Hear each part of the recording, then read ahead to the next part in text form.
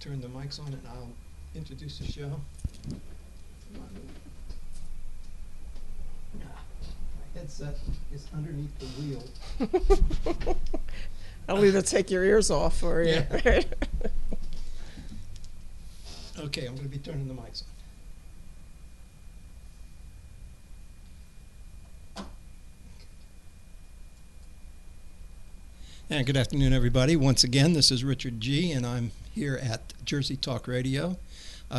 We are coming to you from the Flemington Car and Truck Country Broadcast Center at 127 Main Street right here in Flemington. My next guest today is Nancy Fox, and let me get her on the camera here. If I can get the cursor to move, and it doesn't want to move. Here we go. Good afternoon, Nancy. Hi, Richard. It's a pleasure to be here. Well, I'm glad that you contacted me, and I'm glad that I know we were trying to figure out how we may have crossed paths. Connected, yeah. But obviously years ago, because if you're on my email list, if you got that thing, then you're on my email list. I am, and I think we're also connected on Facebook. Could be. As well. Yeah. I've got an awful lot of people on Facebook. Yeah. Well, it's all good. Social media is how you spread the word, right? Well, we also have a Jersey Talk Radio Facebook page, and we'll be doing a little more work with that in the near future. There's a lot of things that you need to do when you start a new business.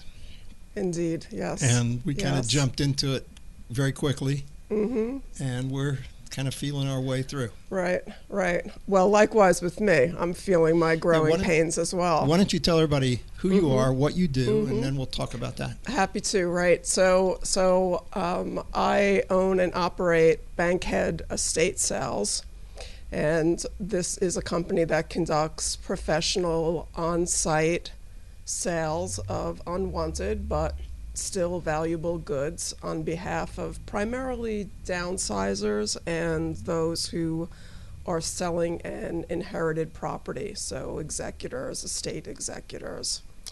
We operate out of my home in Tewksbury and cover Hunterdon, Somerset, and Morris counties primarily.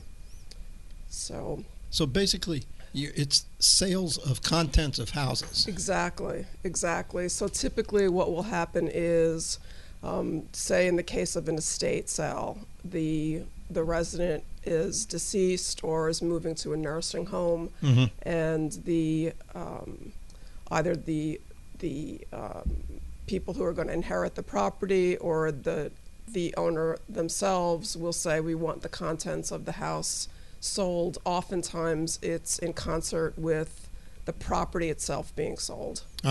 So the process works as we come in and we review everything that's going to be sold in the house, making sure, and this is often a difficult process for the owner themselves to decide what gets sold and what's going to be taken, distributed to the family. Well, yeah, let's say if somebody's going to a nursing home or had passed away, I think whoever the executor of the will or the family would probably feel bad about selling Uncle so-and-so's stuff. Right.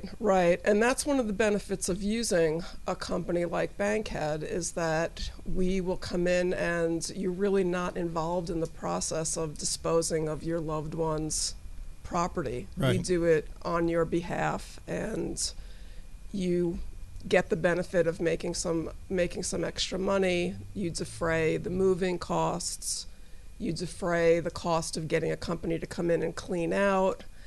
And a big benefit that people really like is we keep things out of the landfill, because 9 out of 10 times, just because the people that are inheriting the house don't want the stuff, it really still is valuable and still useful. And with the proper promotion and advertising, we can get the right buyers in to find new homes for still valuable goods. Actually, to tell you the truth, I'm going through that right now because Are you? Yeah. we have 13-room old farmhouse, and we've lived there 35 years. You cannot believe how much stuff. Lots of stuff, yeah. I have one room that's just toys, though most of those toys I've passed on to other people. And that's what we've been doing. Right. Because we had a dumpster, and there was a lot of stuff that went into the dumpster. Yeah. and I needed to put a roof on the garage and some of the stuff from that. But most of the stuff I try very hard to give to somebody. We had an old school desk, and I know somebody that just has a 1-year-old boy, and I said, Nice. "You think he'd like to have the desk?" Wonderful. Well, yeah, Right. you know, so he can use it. My 28 and 31-year-olds are not going to use it anymore. Right. Yeah. And neither one of them have children. They're not either married. So, Mm-hmm. but I would look for. But I can understand. I would look for places. I would hate to just look out in that dumpster and throw something in it. Right. And that's a common sentiment, is that people, even though they can't use it themselves, they want to see the goods used. They don't want them to wind up in the landfill for, you know, a number of reasons. Yeah, So it really is a benefit to if somebody else can use. selling. I think my son, who's 28, had a bunch of Star Wars stuff, and I think he got him. He found somebody that wanted them, and they took them. Right. But he had Star Wars. You can't believe. But you don't realize that Yeah. until it comes to the point. I mean, we're at the point now. We don't need. There are rooms in this house we never go into anymore. Right. Yeah. So what do I need it for? Yeah. And what do I need 7 acres with the taxes in Hunterdon County? In Hunterdon County. Yeah. Right. I think what did it was our daughter lives down in North Carolina. She bought a little 3-bedroom ranch on 1.5 acres, and she paid $66,000 Oh, for my it. And her goodness, taxes yeah. are $600 a year. Yeah, it's quite a difference. And she's not married. She's a school teacher. She really likes it. It works perfect for her. And she said, "Look, I've always got a bedroom for you guys when you come down." There you go. You know, but It's very tempting, right? Yeah, And the quality but of life is quite nice down as soon there. as my wife saw that, said, "Why do we have that big house? Yeah.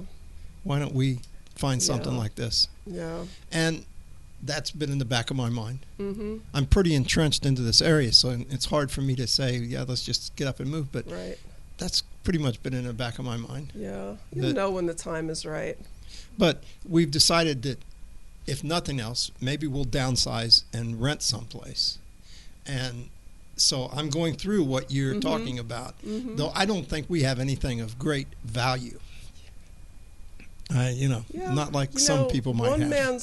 One man's trash is another's I treasure. know some and that people go is- crazy. They love That it. is very true, and I'm surprised at every sale, the things that attract buyers and things that I find lovely that don't sell. That don't sell. Yeah, it's really a learning experience, and it's somewhat humbling that because you're taught about how perception and what people think is beautiful is really so personal. That's true. It's really so personal. It's a wonderful business. It's really a lot of fun and rewarding.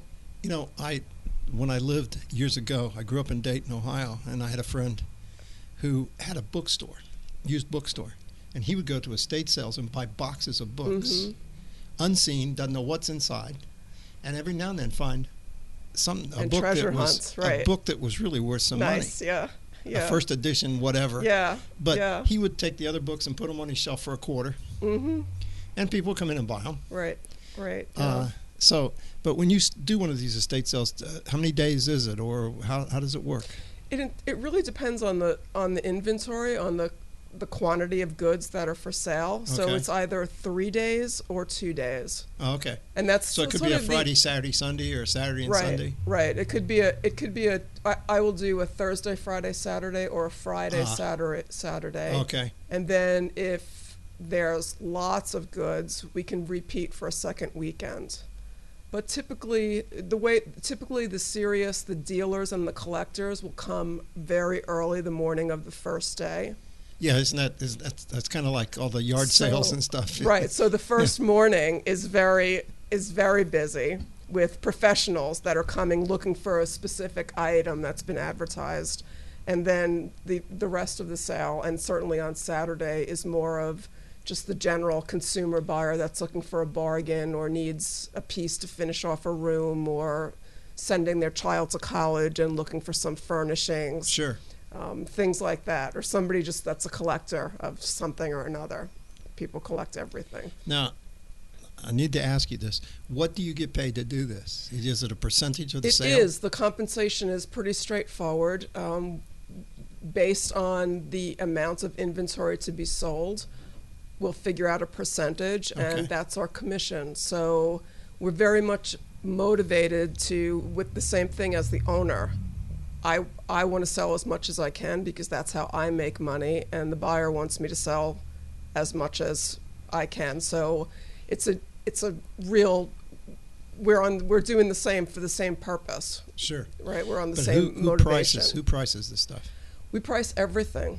We You do? literally put a price tag on everything. You price them. Yes. Okay. Yes, and I'm going to NYU to professional appraisers coursework to get a certification to do that. Okay. Yeah, yeah. So there's quite a number of resources, and there's a huge network of professional appraisers that all specialize in different things that you can draw on. If you have a special piece that you're not familiar with, you can photograph it and get some insight from a professional that just specializes, say, in toy trains, Mhm. for instance, Sure. and help you out with the price. Now, my friend Harry Copeland, who has passed, I don't know if you knew Harry, The Auctioneer. auctioneer. I did, yeah. but he used to auction off estate sales also. Right, right. Now, that's something totally different, correct? An auction is different from a sale, Okay. right? It's almost if you think about it, it's in the opposite direction. So an estate sale, we start by pricing at what we believe is the highest possible value for the item. Okay. And then the buyer will sometimes negotiate us down from Say, that price. I'll give you this or whatever. Right? Yeah. Mhm. Versus the auction, where the auctioneer often starts at the lower price and Tries the to get- buyers bid it up. So it's the opposite process almost. I used to update his website with photos of auctions that were coming up and photos of furniture and things that he was going to Right, be auctioning right, off. yeah. So it's basically kind of the same thing, except he's auctioning, you're putting a price on it and dealing with the people coming in. Right. Exactly. It's the same kind of goods that are being sold. Okay. No, of course there can be a special collection in either an auction or in a sale. A special collection, using that example of toy trains. You can Sure. have an auction that it's just lots of toy trains. Right. You can have a sale where Well, he used to do an people auto will- auction down in Philadelphia there you go. where yeah. it was just cars. Right. Yeah. Right. So it's the same thing. It just really depends.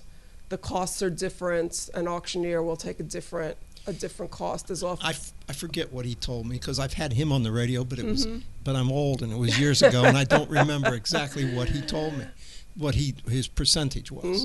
But I think it varied with every sale. It does. There's different, and then if you're using an auction house, there's a premium that goes to the auction house. So Okay. it could be, it's a different scale. And often you'll see different quality, different pedigree of items being sold at an auction versus an estate sale. I have to tell you, I must confess, when you first contacted me, I looked at it and thought you were selling estates. And I said, well, that's kind of interesting. I thought you were selling huge estates. Like a And- realtor, like Yes. a super realtor. Yeah. And then when I looked at your website, I realized estate sale, of course, you dummy. Right. You know, Yeah. yeah, she's selling the contents of an The estate. contents, right, just the contents. Oftentimes in conjunction with the sale of the real estate itself, but that's not Sure. what I'm involved with. Sure, they want to get everything out of the place so they can sell the house. And then sell it, right? Yeah, Right. that yes. makes sense. Yeah. Now, what happens if you don't sell everything? Everything remains the property of the owner. Okay. I do recommend, I work with several really good clean out companies that don't resell the things themselves. They donate the things, they store them and donate them.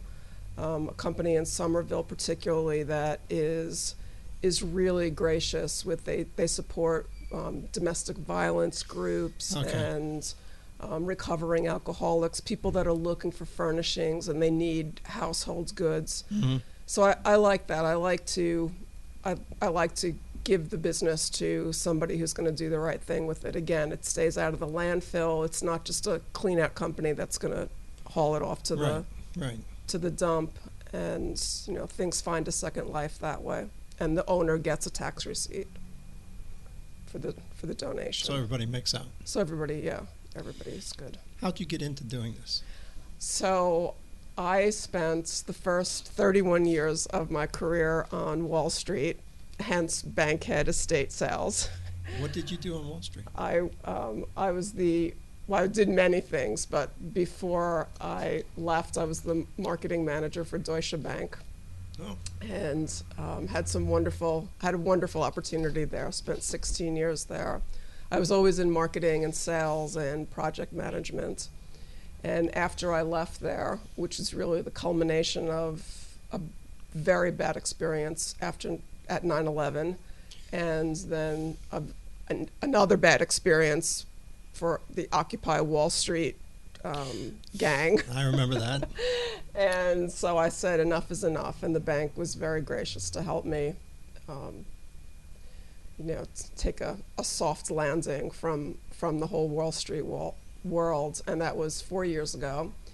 And so I just started looking to see what I like to do, and I was thinking about buying a thrift store. I love the idea of giving something a new life and repurposing, and I've always been interested in design and furnishings.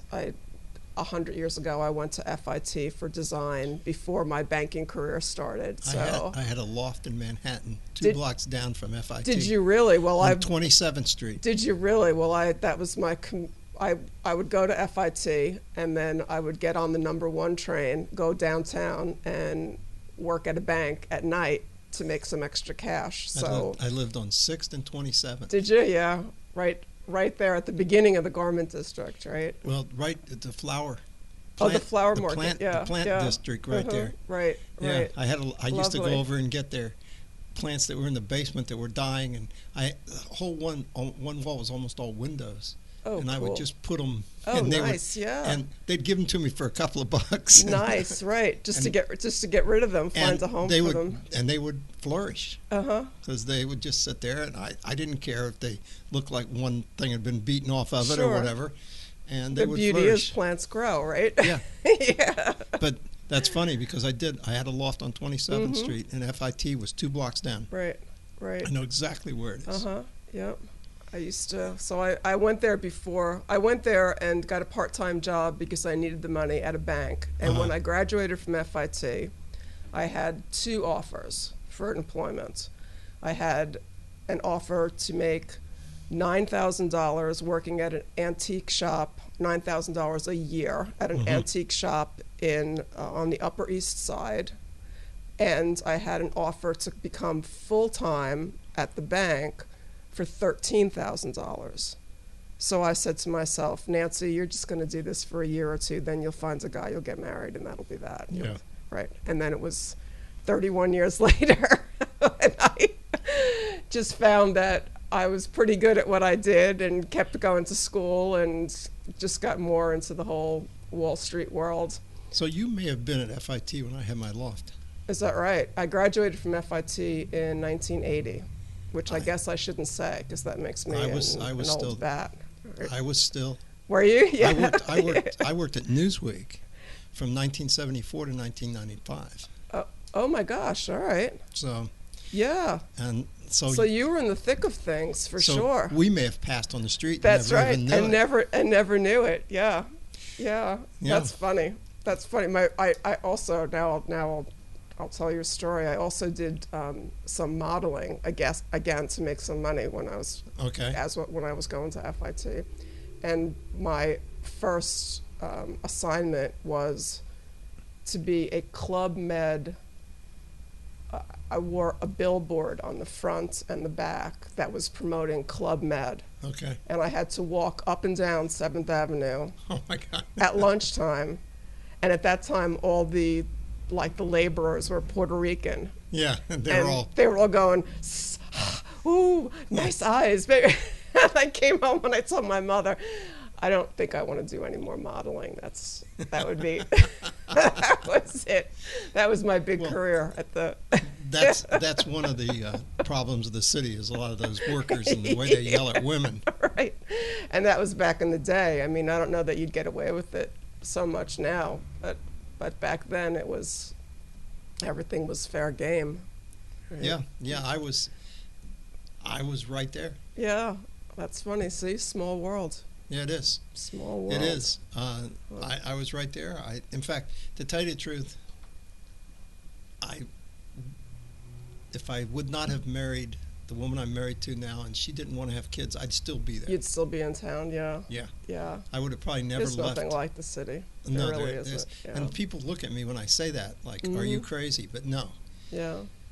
There's some. I came there in an old Volkswagen, looking for work, from Dayton, Ohio, and ended up working for Newsweek. Yeah. And I was with Newsweek for 21 years. And every day that I walked out of that loft, I'd look up at the buildings and go, "I can't believe I'm here." Nice. Yeah. There's know. an energy that's unmatched.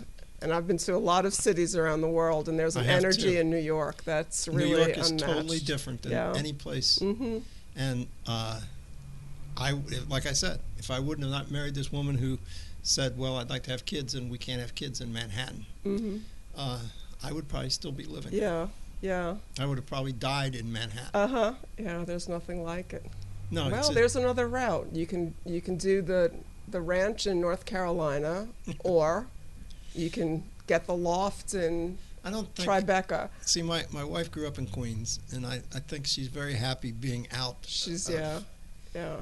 You know, I know this has nothing to do with what we're talking about, but the first night we moved out here, we turned the light out and it was dark, and she went, "Oh my God!" Richard, I cried the first 3 months that 'Cause- we moved out here. Because I couldn't believe yeah. it. Where were the streetlights? Yeah, she grew up as a kid with a street light right outside Me of her too. window. Me Yeah, too. yeah, Yep. yeah. So when you turn the lights out, suddenly it's dark.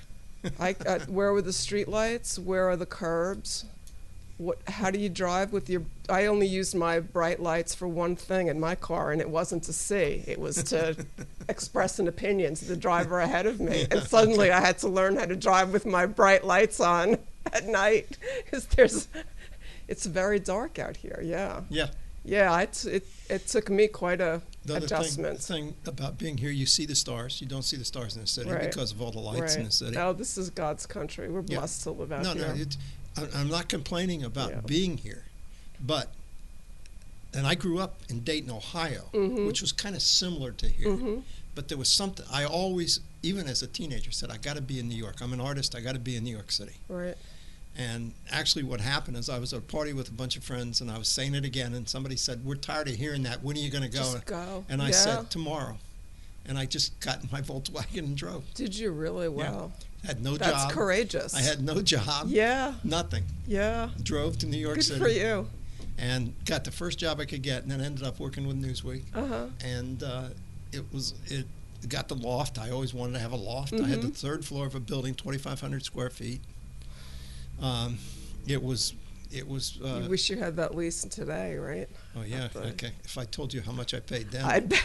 I bet. it was hardly any money at all. I bet. Yeah. Yeah, but I went to school with a lot of kids that were getting apartments for shares for a couple $100. That I paid $250. Yeah. Yep. But you got 1974. Yeah. It's a long time ago. Mm-hmm. And even when the lease expired, he only raised it 10%. Yeah. So it was, and I was still paying. It was, you couldn't get that today. Yeah. No, you couldn't even get that if you were rent control, if Yeah, you were yeah. some subsidized program. But the city has a lot of things happening for it. Yeah. Yeah. My husband still commutes every day. Does he? Yeah. Yeah, he's got a couple more years to go. But I just had a really hard time in 9/11, and it was life-changing for See, me. I'd and already been out of the city, been here when 9/11 happened. I'd been gone from Newsweek. Right. Um, Yeah, quite a while. Quite a while. 95, right. Yeah, 95 I Yeah. left Newsweek. Though the thing is, when you do that kind of work, the news business, you're constantly watching the news. So my first thoughts were, oh, what would we be doing now? Yeah. How would we be putting the magazines together? Right. You know? Right. So yeah. that's what you. So it's something that probably never will leave me. Mm-hmm. Mm-hmm. But yeah, I'd been living out here. I lived out here for a short while and went back and forth, but fortunately, I'm not like your husband. It was a 3-day-a-week job, and I stayed in a hotel too. Okay. They put me up in the Waldorf. Nice. And nice. Yeah. it was 3 days, but about 20 hours each day. Yeah. But then I'd be off Sunday, Mhm. Monday, Tuesday, Wednesday. Very nice. So Yeah. I had a lot of time. I was probably one of the few fathers that was home with these kids a lot Mm-hmm. as they're growing up. Very nice. I was yeah. home with them, but it was a great experience to be in New York City. Mm-hmm. There's Yes. nothing like that city. Right. Like nothing else. And I know a lot of people that have lived out here all their lives have said to me, "You must be crazy. Why would you want to be there?" Yeah. But you know, Yeah. you went to school. You I went do. to FIT. I do know. Yeah. And FIT is a very good school Mm-hmm. Mm-hmm. and very well respected. And then I did my bachelor's at Pace downtown Pace. by City Hall, Mm-hmm. and I did my MBA at St. Peter's, which there's a campus, and well, it's in Jersey City, and then just up over the GW Bridge. Okay. So I always stuck around in town, but now I'm very happy doing estate sales in the country. Very happy. Well, I'm sure you should be, but I got the feeling you still like the city. I do. It's in my it. How can you not? It's there's nothing like New York, but Well, I'm glad that you're saying, because I've found so many people that said, "Are you crazy?" yeah, no. No, it is. There's something about it that's just. There's an energy. There's a freshness. There's a sense of accomplishment. I mean, it's really true. But that's the words in that song. If you can make it there, you can do just Make it about anywhere. anything. And You know what? there's a pride to be able to say that this I has work nothing there. with estate sales, but what I found is that the majority of people that were making it there had not grown up there, Yeah. and the people that grown up there weren't there. Yeah.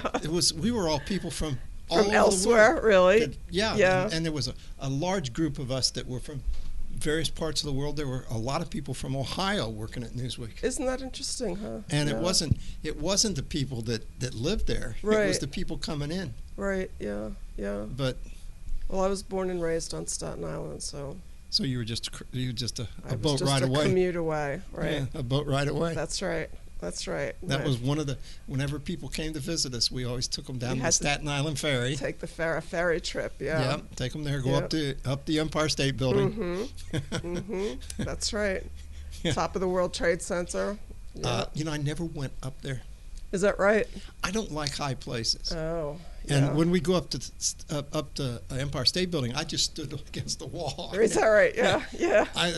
You can go look out over there. That's Queens over there. That's Brooklyn. Uh-huh, you know. right, right. Yeah, you wouldn't have taken to the top of the Trade Center No, because no. that was floor-to-ceiling windows, and Yeah, see, that would have just, it was a little creepy. at Newsweek, the 40th floor at Newsweek, we called Top of the Week. We had a restaurant, and they would bring in people like Kissinger and stuff and have Oh, lovely, lunch right, uh-huh. and interview them there. Nice, yeah. But they would have parties for the staff up there. They had floor-to-ceiling windows up there. Uh-huh. I never got near 40th And you didn't. floor. That was No. uncomfortable. Yeah. Yeah, And you yeah. could see the buildings move a little bit. Yeah, Yeah. So I said, no.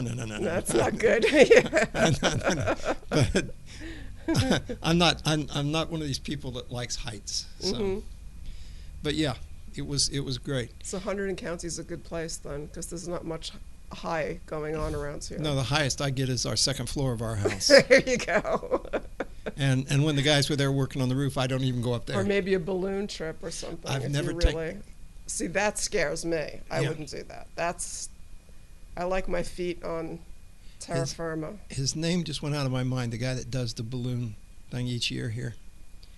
And I did his website. And I was over there taking pictures, and he's going, "I'll get you a ride in a balloon." I said, no, Yeah. that's okay. Yeah. He said, he told people later, "This is the only guy I know." Because people come and beg him, "Can I get a ride with one of these balloons?" And That wouldn't said, appeal to me either. I said, no, I don't want to go up in a balloon. That wouldn't appeal to me. I would like somebody to take a video camera and go up over the top of our house and Yeah. like videotape what it looks like from the sky. Well, now you could But I'd get, have no interest. you know what? You could probably get somebody with a drone to do the same I thing. could get Bruce. Does Bruce Yeah, still Bruce- have that? Bruce has his drone. Yeah, I You remember gotta- he brought that into one of our networking meetings and showed us how You got to. it works. Yeah, you just have to talk to Bruce. He could do Mhm. that. Yeah, that Bruce, would be enough. when you listen to this, you'll be getting a call from That's Nancy. right. But yeah, That's right. now with the drones, they can, Yeah, and they look so good. you don't need to have a balloon No. ride. Mm-hmm. Well, the problem with the balloon, you can't control it. Yeah. It depends on how the wind's blowing. Yeah. You just go with it. I would not get in the balloon. And he said, his name was Howard, his first name. He said, he would tell people, Richard's the only guy I know that refused a balloon ride from me. Yeah. I said, no. Yeah. I- Yeah. If I'm in a boat and it's sinking, I can swim. But if there's a problem with that balloon, I can't fly. Mm-hmm. But yet, in an airplane, I feel extremely comfortable. And believe me, I've had to travel overseas a lot. I've never liked it. You never, yeah, okay. I usually would fortify myself at a bar right before I Yeah. got on the plane. Wow. You know. Well, that's good for a number of reasons, just to make the trip go by. But it was just I just never liked flying. Yeah, yeah, across the board, nothing high up in the sky. No. I'm very happy to be on the ground. To have your feet firmly planted, huh? So we got off of estate sales there. Let's just explain again, in case somebody joined us, what you do again. Sure. My company is Bankhead Estate Sales, and we conduct professional on-site sales of unwanted but still valuable goods. So we're selling the contents of the house on behalf of either a downsizer or someone who's selling the estate of a relative on their behalf. We work in Hunterdon and Morris and Somerset counties primarily. And Do you have a phone number? our phone number is 908-391-0843. Okay. You could find us at bankheadsale.com, and I'm Nancy at bankheadsale.com. Or on Facebook, which is Bankhead Estate Sales. I looked at your Facebook page. Did you? Yes. Wonderful. Okay. And I looked at your page. You have a page also. I do. Personal. Right. And I also looked at your website. Wonderful. Thank you. You know, That's all do it yourself. So. Oh, you did the I did website it myself. yourself? I did. Yeah. I dabble in graphics, and for the first time in my life, I don't have people doing it for me. I spent So. a lot of years designing websites. Did you? After I left Newsweek. They make it really easy now. I think it's much easier now than, you probably don't even write HTML, do you? I took a couple of classes so Oh, I okay. would understand it, Yeah. but there's no need to write the code. I mean, Well, you can now you can cut and paste and embed whatever code you want into a text box, and Mhm. you have your result. So yeah, it's really dummied down. You could do. I used to write my own code. And, Did you? yeah. Well, when I went to Pace, I took COBOL and Yeah. See, I'm not a programmer. I'm a designer, basically. But to explain this, Newsweek was the first magazine to go computerized. And when I first started there, they said one of the things we got to do after we design the pages, we have to code them for the computer. Well, the code was Wow. very similar to HTML. Uh-huh.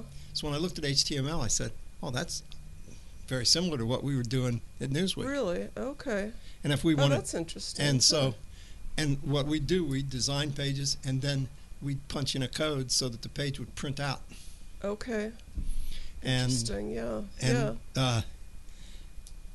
being a graphic designer, I never thought I'd be using a computer and doing things like that, but that's what happened. Right. And Right. so when I decided, I had somebody, I was in California at the San Diego Union Tribune, took me out there a few times after I left Newsweek. And I was at lunch with a bunch of advertising people, and they said, "What do you know about websites?" This was when they were just starting. I said, "I just did one." I lied. Yeah. Came home and said, I got to figure this out. What's this now? Yeah. And then that's what I did for quite a few years. Okay. Really? I Yeah. did New Jersey Business and Industry Association's website. We designed it 3 separate times because they kept changing it, and then I used to update it constantly. Right. I did a couple of websites for a company out of New York City that retrofit buildings. They did. They would go in different banks and stuff and retrofit and do all this woodwork and construction. Oh, lovely. And they did really nice stuff. So they had a website that didn't show their quality. Mm-hmm. So we played around with that, and we did a bunch of stuff. Yeah. I did a lot of websites. I enjoyed it. It's like putting a puzzle together. It is. And the thing is, you're doing it in your mind a lot of the time before you even see what it looks like. Yeah. And I don't think people particularly understand that, but you've got to have the knowledge to think about what you want, and then you got to do it in your mind, and then you see visualize it, and then right. Then you put the code together and look in a browser, and there it is. Mm-hmm. And maybe it's right, and maybe it's not. Right. But right. Yeah. No, I did. I enjoyed doing websites. Mm-hmm. I'm now supposedly, quote, retired. So this doesn't appear retired to me. No, I know. But see, I want to be doing that artwork over there. Right. Okay. That's the stuff that I do most of the time. Yeah. I do my pen and ink drawings. Nice, yeah. But I see them on Facebook. Lovely. oh yeah, I do put them on Facebook. Yeah, it's one of the few things that I put up on Facebook. Mm-hmm. But that's what good. You have a lot of interest. That's good. Well, there's a lot of people that like them. There's a lot of things I do quite well with them. But when Bruce and I talked about doing this radio, we decided to put it together, and I decided, yeah, I'll be a part of it. Mm-hmm. So nice. Yeah. I'm retired. Uh-huh. Okay. Me too. Not. But I'm not doing. I did a website for a friend recently. I did the website for this also. Okay. But I'm not doing websites. Right. I ran into somebody the other day and said, "Are you still doing websites?" I said, "No." Yeah. It's so easy now to use a template. There's so many companies that. Yeah, it's so much different. But it is so different. I don't know how much people out there want to know about this, but what I used to do is I never wrote a complete page over. I would just take a page I had and just adjust it to make it work. Right. And that was what I was used to doing at Newsweek because we were working under the gun. Right. You'd take a page and just change it slightly. And there was no need for a fresh start. It's just change the layout. And just don't start over completely. Right. So that's how I did most of my websites too, because I would be working. I was at that pace that I was always thinking I was rushing against the clock, and I'm not if I'm working for myself. Right. But that was what we learned, and that's how we put the magazines together. Mm-hmm. And so, yeah. Yeah, but that's good. Now if they have the templates and stuff, that does make it a lot easier. It's so simple. For me, it's time consuming, but it's a labor of love. And I started this business pretty much on a shoestring, and there's not a big high cost of entry, but there still are some costs, and I wanted to minimize them. And I thought, why not? Let me see if I can do it. If I can't, then I'll hire somebody. But so far, I've been able to do. I did the website and the graphics, a brochure, business cards. With the right software, it's pretty. It's not that difficult. Well, that's just it. If you get in and you start playing around with it, and you see what you can do. Yeah, I really enjoy it. Yeah, I enjoy it. Yeah, so. Years and years ago, Newsweek got Photoshop. The only problem with Photoshop was that they got rid of all the retouchers because you could do it all in Photoshop. Yeah. But they brought in a woman to teach us. And I forget, I think she was making $500 a day, and they were putting her up at the Waldorf. Wow. And we'd ask her a question, and she'd go, just a minute, and look up in a book. Look in the book, yeah. So I went to the powers to be that was over me and said, get rid of her. I said, I got nothing against her. I got nothing against her, but we can all, my whole group will just sit down and we'll just play around. Right. And we'll learn it. Right. And that's what they decided to do. And that's what we did. Yeah. We just sat down and played around with Photoshop to the point that then somebody would say, hey, look what I just did. And then you'd find out what that was. Right, yeah. And I think that's the way. Yeah. And I think more and more people do that today. just teach themselves. Yeah, for this business, there's quite a bit of advertising that needs to Well, happen. you would have to advertise a lot. So I would have think. to be.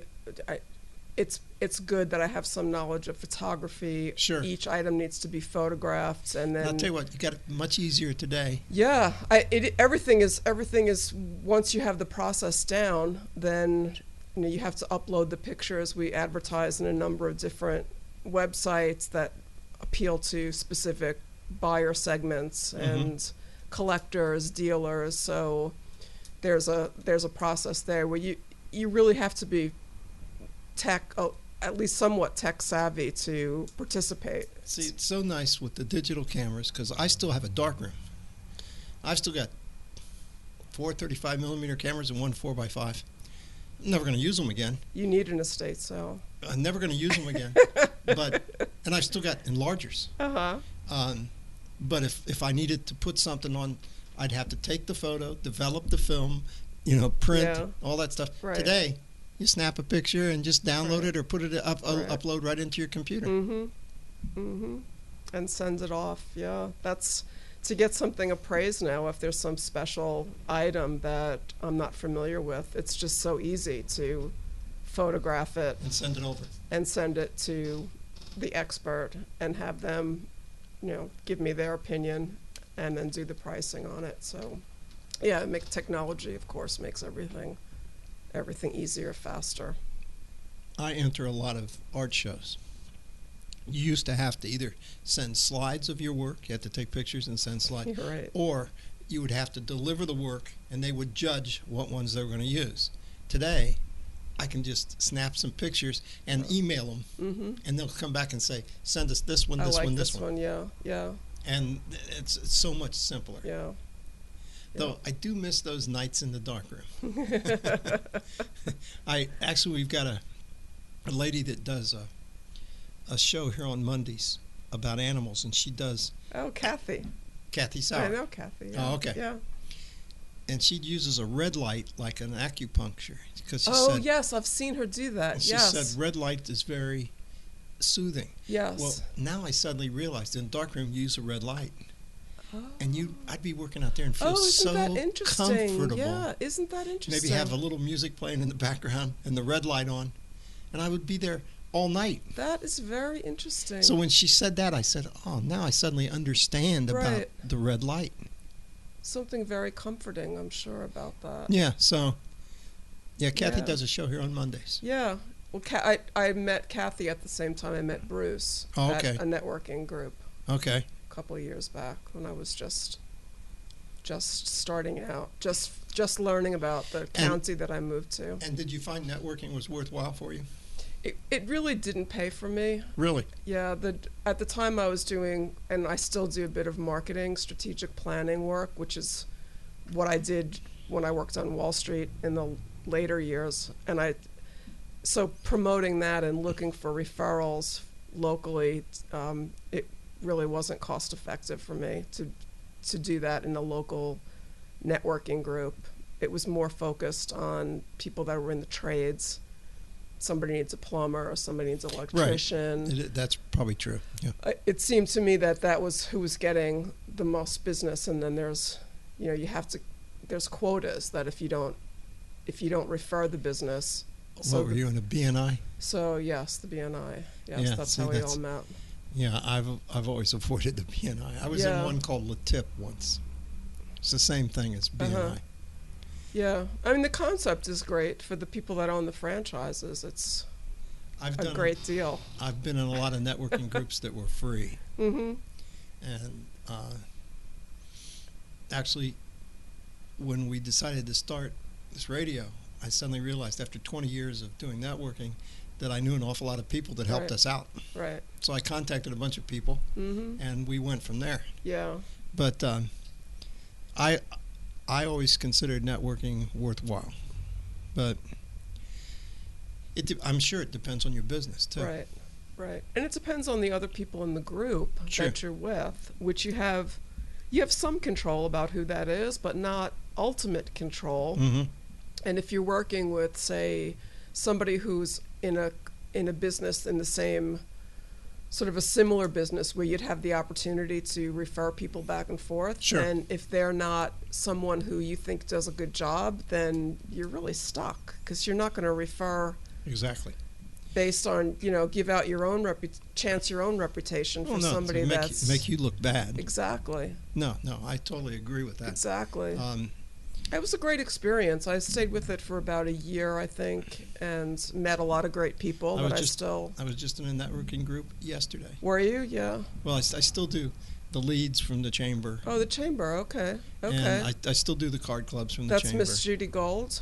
Is she the leads? Judy Gold does the leads Right. here on. Right. I was one of the first people that started that leads Uh huh. at the Hampton Inn. Okay. Actually, it started out at the Pancake House. Okay. And Where's the Pancake House? It was Perkins. It was right next Oh, to really? the Hampton Inn. It was Oh. connected to Hampton Inn. Okay. And after 2 months of meetings, it got so crowded that Bruce Young, who was the manager of Hampton Inn, said, "Why don't you do it in one of our conference rooms?" And it's been there for 11 years now. Nice. Yeah. Yeah, Yeah. that was, and there was a time when I was still doing websites that I would get 1 or 2 websites a month out of that leads, Beautiful. and that was a time when people suddenly realized that maybe my business needs a website. Yeah. Yeah. You know? So The time not- was right. Yeah. not today. Right. It's going to be, but I don't do them anymore anyway. Mhm, But not mhm. today. Yeah. It was just the right time to do it. Yeah. But I've always thought that leads. I met an awful lot of people, Mhm. and Yeah, I think networking is probably the most important thing as a business owner that you can spend your time. I mean, aside from the business itself. yeah. you're- Well, the that's problem. how you're generating business. The problem with having a business is you could have a great business, you could be a great business person, but if nobody knows about you, nothing's going to Sure, happen. Sure. We were just talking with Rosanna in the last hour, Mhm. talking about the Grill Shack. She's still got to do a lot of promotions for the Grill Right, Shack right. to keep it going. Yeah. Got to get people. It's not you open the doors and people come in. No, Right. that usually doesn't happen. Yeah. Yeah, it's all about the marketing, right? It's all about telling people what you do, Mhm. what you're doing right here now, That's and right. hopefully you're going to pick up some business out of this. Hopefully, yeah. That would be wonderful. I'd love to help people, especially this time of year. People are putting their houses on the market, moving to North Carolina or wherever, There- getting rid of all their stuff. I'll tell you, my daughter went to North Carolina State, so that's why she stayed down there. Nice, She yeah. teaches down there now. Mhm. But I was down for Christmas one year, and she said, "Dad, would you mind running over?" There was a store that sold cheeses. She said, "Get a bunch of cheeses." I said, "Sure." I ran into a woman from New Jersey. Is that right? Yeah. Is that right? Her Yeah. son was going to Duke or something, I think. That's but, cute. Yeah. But I ran into a woman from New Jersey. Yeah, I'm in- small world. Yeah, and I think there's more and more people from New Jersey moving down there. I mean, it's tough to find a reason why not. True. The cost of living is so much lower. The weather is nicer generally. Normally. Generally, Yeah. Mhm. right? In the summer, it gets a little humid Can for be my a little- taste, but yeah, me too. but generally the weather's nicer. The cost of living is cheaper. The people are nice, and Yeah. yeah.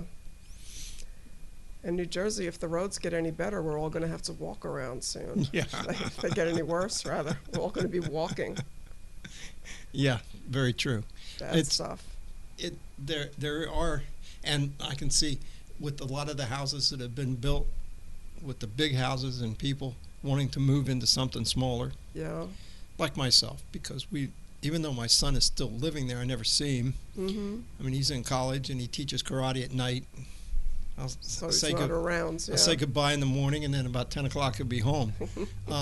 But I just don't need all that space. Sure. Yeah. I mean, we could even find a little 3-bedroom place, Mm-hmm. and he could stay. I don't want to throw him out. I like to have him Yeah. around. Yeah, but you don't need the big house anymore No. with all the property. I don't to need pay 7 taxes acres. We don't on. have Yeah. horses anymore. We don't Right. have any Right. of that stuff. I don't need to Yeah. pay all that tax money. Mm-hmm. Mm-hmm. So I can understand why people would say, yeah, it's Yeah. time to. Yeah. And, And- this time of year especially, people start the spring weather. People are motivated to make a Yeah, move, yeah, it do makes you- something different. There's something about that weather that makes you feel alive, Uh-huh. and you want to do something. Rebirth, right? Yeah, yeah, Right. I totally agree. Yeah. And I never thought about how much stuff we've accumulated in 35 years. Oh my gosh. I don't know who coined the term consumer nation, but are we a consumer nation? Everybody's house, everybody will say, many people will say to me, I don't have that much stuff. I don't know if this is going to be worth Yeah. your while. I don't know. Then watch and we out. start opening up the closets and we look and it's like, yeah, there's plenty of stuff here. There's always plenty of stuff. I don't even remember that I had that, you know, Right. that kind of There's thing. always plenty of stuff. Yeah. From the kitchenware to the extra furnishings to what's accumulated in the garage and the basements. Well, see, I just did the garage. I have a 3-car garage that needed a roof because we lost some stuff during Sandy. Oh, yeah. And so I had the roof done, and stuff that was in the garage, I just said, get rid of it. Yeah. So it's really unique to walk out there and there's And you can There's walk. space. Yeah. There's space. I can see the cement. It actually feels good to see it so Uh-huh. Uh-huh. so Right, tidy or right, whatever. Right. And that's another thing that I love about doing these sales is that people feel good when we're finished. I'll bet. They feel good that they have gotten rid of the clutter. Like they can breathe again. Hmm. I'll tell them stories about, the mom and the 9-year-old boy came in and they bought your son's bedroom set from 1970 something, and they're going to use it now while he's growing. And people light up to hear that it's going to the next family that can Sure. use the stuff. So it's a process that has a happy ending, generally a happy ending, and we'll find things that people didn't know they had, and Yeah, well, yeah, I've done that it's already. nice. Yeah, I'm sure. Yeah, that's all And of us. I I'm forgot thinking, I had this. why do I need this if I don't even know I've got it? But yeah, and it is hard to realize how much. I think mainly because time goes by so quickly. Mm-hmm. I mean, we moved out here, and the next thing I know, we got 2 kids. They're grown. They're gone. Or my son's still around, but Adults, right? Yeah. Yeah. Yep. and how'd that time go by that quick? Mm-hmm. Mm-hmm. And I'm sure that it's probably tough for people whether their mother or father died and left them the house and they want to sell it, but it's tough for them to go in and sell their personal stuff. Yeah. So yeah, it is. I that's think it would why- be tough for me to sell my parents.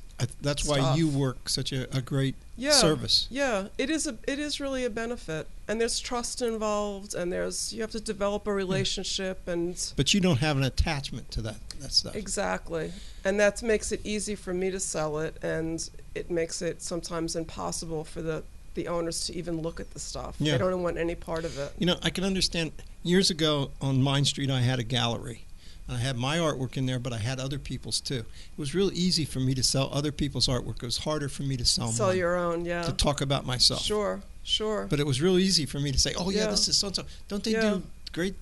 It's the same psychology, I think. It's difficult it's like another loss. It's like going through another loss. You've Yeah. lost your parents, and now you're going to lose their stuff. It's Yeah.